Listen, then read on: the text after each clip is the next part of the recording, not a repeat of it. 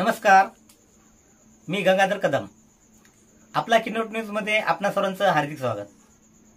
आपण पाहत आहात किनवट परिसरातील बातमी. मी गणेश देवीदास राठोड, ग्रामपंचायत कर्मचारी तसेच ग्रामपंचायत महाराष्ट्र राज्य ग्रामपंचायत कर्मचारी संघटना याचे उपाध्यक्ष. आज दिनांक 17 डिसेंबर 2024 ग्रामपंचायत कर्मचारी संघटनेची सभा घेण्यात आली. पंचायत समिती येथे सभा घेण्यात आली. या सभेमध्ये आमचे मुख्य काही प्रश्न असे होते की आमच्या ग्रामपंचायत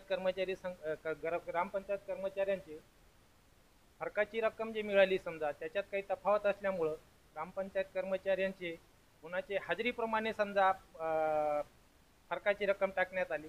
त्यामुळे कर्मचाऱ्यांना कमी जास्त मानधन फरकाची रक्कम मिळालेली आहे. कुणाला 17,000 रुपये, कुणाला 11,000 रुपये, कुणाला 52,000 रुपये, तर कुणाला 53,000 रुपये अशी फरकाची रक्कम वेगवेगळ्या पद्धतीने आमच्या कर्मचाऱ्यांना मिळालेली आहे.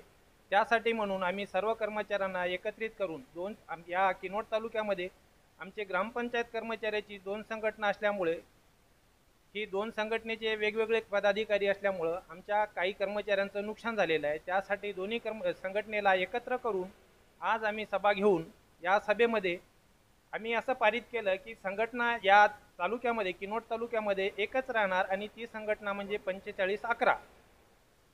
आणि ग्रामपंचायत कर्मचाऱ्याची समस्या सोडविण्याकरता या कर्मचाऱ्यांची हजेरी कमी टाकून त्यांना मानधन कमी मिळालेलं आहे.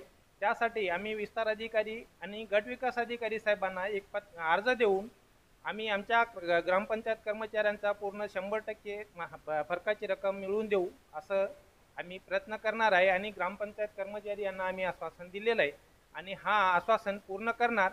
आणि ग्रामपंचायत गटविकास अधिकारी आणि विस्तार अधिकारी साहेबांना आम्ही विनंती करणार आणि हे फरकाची रक्कम पूर्ण मिळवून देणार.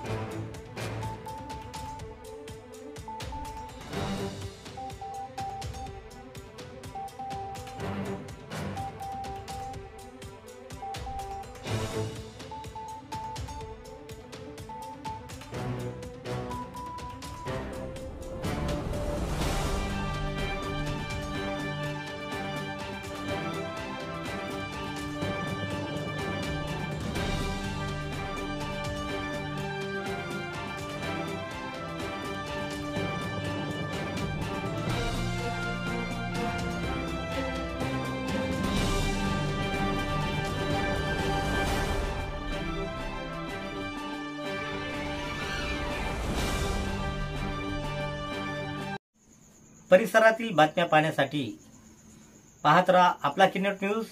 लाईक करा, शेअर करा, कमेंट करा आणि या चॅनलला सबस्क्राईब करा.